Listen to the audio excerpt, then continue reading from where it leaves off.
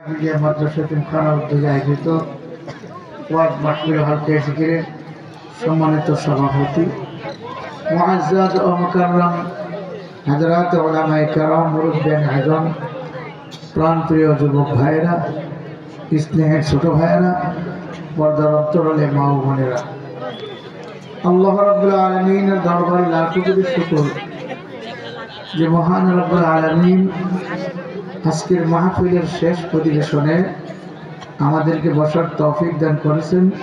শুকরিয়াতান বলি আলহামদুলিল্লাহ। আরো শুকরিয়া আদায় করি যে রব্বুল আলামিন একটি সুন্দর পরিবেশে বেহেশতের বাগানে এই বাগানের ফল এই বাগানের ফসল হাফিজে কোরআনদের মাথায় পাগড়ি প্রদান করার পরে আমাদেরকে আখেরি মোনাজাতের উদ্দেশ্যে বসার তৌফিক দিয়েছেন। এতে আমরা খুশি নেবে না, যারা আমরা খুশি হইলাম খুশির সাথে আমরা বলি আলহামদুলিল্লাহ। হাফিজে কোরআনদের মাথায় পাগড়ি প্রদান করা হলো, তারা 30 পারা কোরআন শরীফ মুখস্থ করছে, আলহামদুলিল্লাহ। আজকে তাদের মাথায় আমরা পাগড়ি পরাই দিলাম, জাস্ট একটি কাপড়ের পাগড়ি, সম্মানী। কিন্তু তাদের মা বাবার অবস্থা কি হবে?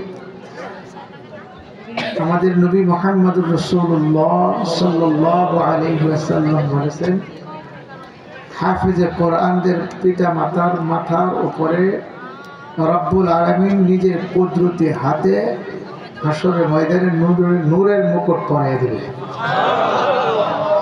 তো মা বাবার ভাগ্য কত ভালো,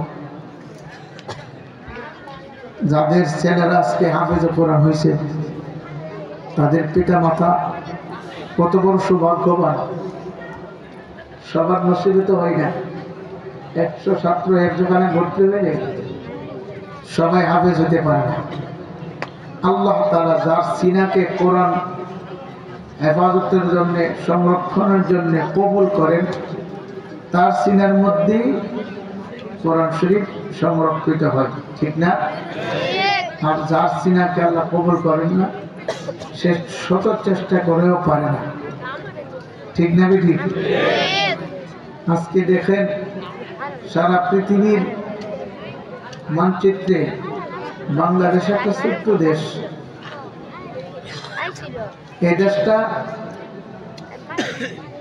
5 বার চ্যাম্পিয়ন হয়েছে, 1 নম্বর হয়েছে দুর্নীতিতে। কিসে ডর করে না কেন? কিসে? দুর্নীতি করতে করতে 5 বার বাংলাদেশ চ্যাম্পিয়ন হয়েছে। কোন দিক দিয়ে 1 নম্বর হতে পারে না, সুনামের দিকে।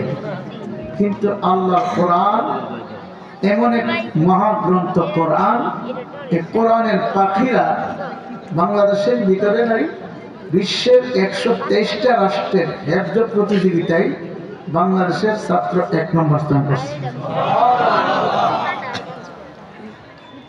আজকে স্বাধীনতার 54 বছর চলে।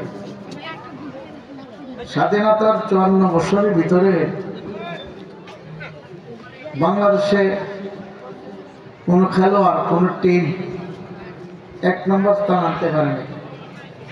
অথচ বাংলাদেশের যখন যে সরকারি আসে, খেলোয়াড়দের পিছনে শত শত কোটি টাকা ব্যয় করে।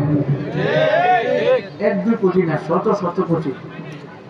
এদের বাড়ি দে, ঘর দে, গাড়ি দে। এরা খেলতে যাবে, ছেলে মেয়ে বউ বাচ্চা নিয়ে না, যেখানে খেলতে যায় যে দেশে, ওই দেশে হোটেল বরাদ্দ করে যা টাকা লাগে খরচপত্র সব সরকার বহন করে। কিন্তু আজ পর্যন্ত 54 বছরের ভিতরে কোন একটা খেলা খেললা 1 নম্বর স্থান জিততে আনতে পারছে, এই রেকর্ড বাংলাদেশে নাই। কিন্তু কোরআনের প্রতিযোগিতায়, কোরআন তেলাওয়াতের প্রতিযোগিতায় বাংলাদেশ 1 নম্বর হয়েছে। 1 বার 2 বার না, এরকম কয়েকবার বাংলাদেশ 1 নম্বর স্থান অধিকার করছে এই হেফজ প্রতিযোগিতায় বাংলাদেশের হাফেজ ছাত্র ছাত্রীরা। এটা ঠিক না? আপনারা জানেন গত কয়েকদিন আগে 20-22 দিন হবে বোধ একটা ছেলে শেখ নাসারউদ্দিন আন-নাসরি দামাত বরকাতুহু, ওনার এক ছাত্র 1 নম্বর স্থান অধিকার করে আসে, ঠিক না? আছে কি না? আছে। কিন্তু সরকারের কোনো বরাদ্দ নাই। এদের পিছনে বাড়ি গাড়ি থাকবে দূরের কথা, সাধারণ কোনো বরাদ্দ নাই, দরকার নাই, লাগবে না। বিশ্বের মানচিত্রে, বিশ্বের দরবারে বাংলাদেশের 1 নম্বর স্থান অধিকার করতে পারছে, বাংলাদেশের নাম রাজে 1 নম্বর স্থানে পৌঁছে দিতে পারছে, এটি হাজার হাজার কোটি টাকার কাম দিছে। ঠিক নেই? ঠিক। এই যে দারুল উলুম ফুরকানিয়া মাদানিয়া মাদ্রাসার ছাত্ররা হাফেজ হয়েছে, এটা কি চারটিখানি কথা? আপনি দোয়ায় কোনো মুখস্থ করতে যান না, আমরা দাঁত ফিরে যাবো না, কথা কই না? বাংলাদেশের শতকরা 95% মুসলমান দোয়ায় কোনো পারে কিনা সন্দেহ আছে, যদিও পারে ভুলের কোনো শেষ নাই, কথা কই না? আর এই হাফেজ ছাত্রটি 30 পারা পড়া, 1-2 পারা না, এই পড়ার শেখ পড়া বলিও, এই পড়ার শেখটা এটা সিনার মধ্যে আছে।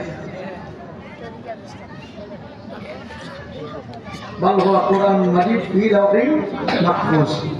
কোরআন শরীফ আগে কোথায় ছিল? লাওহে মাহফুজে।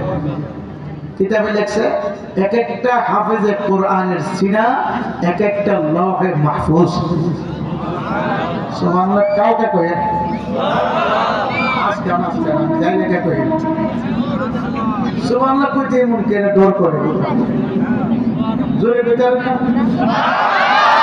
আর জোরে বলা যায় না, নাকি বুঝছো রাস্তাতে মন যা কোন জোরে